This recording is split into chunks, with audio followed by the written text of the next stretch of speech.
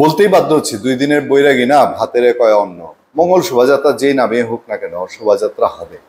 কিন্তু সেই শোভাযাত্রায় কি হবে না হবে, আয়োজনটা কেমন হবে, আমি অংশগ্রহণ করব কি করব না, এটা মোস্তফা সরোয়ার ফারুকী যা চান তা তো আর হবে না, তাই না? ইউনেস্কো স্বীকৃত সেই শোভাযাত্রার নাম বদলে তারা নাকি খুব রঙিন একটা কিছু করবেন। ইউনেস্কো নাকি সামনে বলবে যেটা আরো বড় হচ্ছে।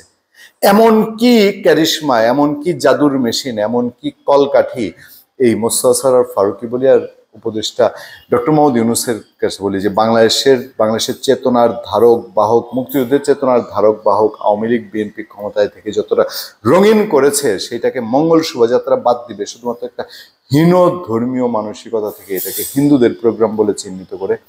আপনি হিন্দুদের প্রোগ্রাম বসেন না, আমাদের আলেম ওলামারা কি বলে? মোস্তফা সরোয়ার ফারুকী নিশ্চিত আলেম ওলামা না। আলেম ওলামাদের নিয়ে বসেন, আলেম ওলামারা আমাদেরকে ব্যাখ্যা করে বুঝিয়ে দেখ। কারণ আলেম ওলামা বললে, আপনি রাজনৈতিক আলেম ওলামা বললে আমরা মানবো না।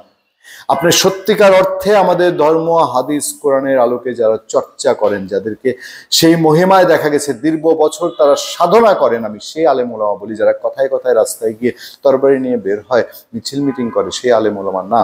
যারা মসজিদ, এবাদত, নবী রাসূলের বাইরে কিছু হবে না, তাদেরকে দিয়ে ব্যাখ্যা দিয়ে বুঝিয়ে দেন এই মঙ্গল শোভাযাত্রা এখানে ছিল হিন্দুদের, এই জন্য নাম বদলায় এটার। এখন বাঙালির বানাইতে গিয়া এই চাকমা টাকমা ঢুকায়া আর ত্রিপুরা মারমা ঢুকায় আপনারা এখন বলবেন